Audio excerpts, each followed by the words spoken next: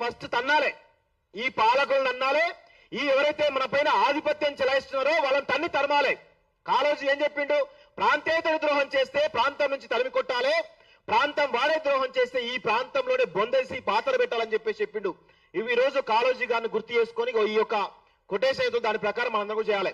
ఈరోజు రేవంత్ రెడ్డి ముఖ్యమంత్రి అయిన తర్వాత పకడ్బందీగా ఇంకా పెద్ద ఎత్తున దాడి కొనసాగుతా ఉంది. నాకు తెలిసి రేవంత్ రెడ్డి ఇటు మోడీకి అదేవిధంగా చంద్రబాబుకి, మోడీకి సామంతరాజు చంద్రబాబు అయితే చంద్రబాబుకు సామంతరాజు రేవంత్ రెడ్డి అని చెప్పేసి చాలా స్పష్టంగా మనము అందరం కూడా ప్రజలకు చెప్పాల్సిన అవసరం అయితే ఉంది.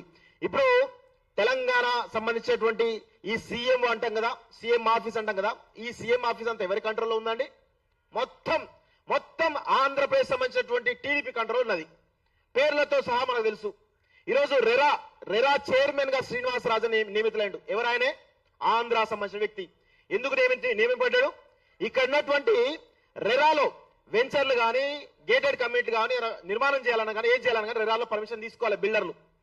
సో ఇప్పుడు ఆ బిల్డర్లు ప్రతి ఒక్కరు కూడా పర్మిషన్ అప్లై చేయాలి. కాబట్టి ఈ 2 సంవత్సరాల కాలంలో ఆ బిల్డర్ల నుంచి, ఆ వెంచర్ నుంచి, గేట్ కమిటీ నుంచి రకరకాల ద్వారా కమిషన్లు దొబ్బించిన ఒక ప్రయత్నం జరుగుతోంది. దానికి ఎవరిని పెట్టిన ముందు?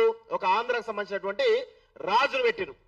ఈ విధంగా రేవంత్ రెడ్డి స్పష్టంగా గతంలో కేటీఆర్ కూడా అదే విధంగా రామలింగరాజు కొడుకులు ఎవరైతే ఉన్నారో వాళ్ళకి సపోర్ట్ తోటి ఏ విధంగా చేసాం అందరూ చూసాం. ఆయన farm house, Janwada farm house కూడా అదే రాజులది.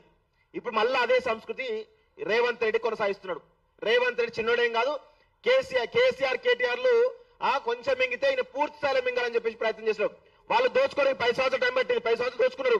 10 సంవత్సరాలు దోచుకున్నటువంటి ఆ అక్రమాస్తులను ఈరోజు రేవంత్ రెడ్డి కేవలం 5 ఏళ్లలో దొబ్బి తినాలన్నటువంటి ఒక ప్రయత్నంలో ఉన్నాడు. ఖచ్చితంగా తెలంగాణ అనేది మనందరం కూడా కాపాడుకోవాల్సిన అవసరం అయితే ఉంది. అస్తిత్వాన్ని కాపాడుకోవాలి, ఆత్మగౌరవం నిలబెట్టుకోవాల్సిన అవసరం అయితే ఉంది. దానికోసం మనం మాటలే కాదు చేతలు కూడా చూపియాలి. నేను అదే చెప్తున్నాను, ఎవరినన్నా ఒక్కడిని ఖచ్చితంగా మెత్తగా తంతం బరాబర్ తంతం మా మహిదర్ గారు ఎవరైతున్నాడో వాడిని ఖచ్చితంగా, వాడు ఆల్రెడీ వైజాగ్ పోయిందని చెప్పేసి తెలుస్తా ఉంది, వాడు ఎప్పటికైనా రావాల్సిందే. తట్టా బుట్ట సర్దుకోవడానికైనా ఇక్కడ రావాల్సిందే. వాడు వస్తే ఖచ్చితంగా వాడిని తన్ని తరుముతాం. మేము ఒకటే అడుగుతున్నాం, మీరు ఆంధ్రప్రదేశ్ సంబంధించినటువంటి ప్రజలకు మీరు రాజధాని కట్టించుకోవాలి, మీ రాజధాని మీకు ఉండాలి అనేటువంటి సోయి ఉందా అని అడుగుతున్నాం. ఆంధ్రప్రదేశ్ సంబంధించిన ప్రజలకి మీ పాలకులు మీరు క్వశ్చన్ చేయండి. మా గురించి మేము ఆలోచించుకుంటాం. మా తెలంగాణ పునర్నిర్మాణం ఎట్లా చేసుకోవాలి, మా తెలంగాణ సంబంధించిన పాలకులు మేము ఎట్లా మెడలు వంచి పని చేయించుకోవాలనేటువంటి దాంట్లో మేము ముందు వరుసలో ఉన్నాం. ప్రశ్నిస్తూనే బతుకుతాం, ప్రశ్నిస్తూనే ఉంటాం కూడా.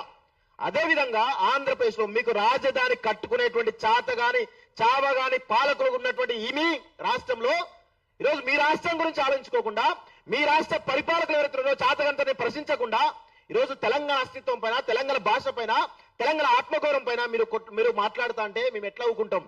మేము ఒకటే అడుగుతున్నాం, మీ ప్రాంతం గురించి మీరు కొట్లాడండి, అవసరమైతే మేము కూడా సపోర్ట్ చేస్తాం.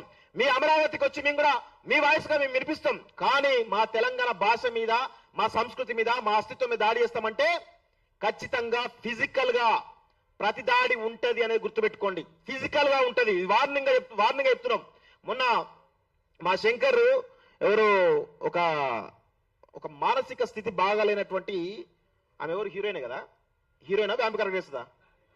ఎవరో ఆమె పైన ఆమె ఏమన్నది తెలంగాణ గురించి, తెలంగాణ ఎవరు ఆజాదీ కాశ్మీర్తో పోల్చింది. ఆమె పోలిస్తే ఈయన ఒక స్టోరీ చేసిండు శంకర్. చేస్తే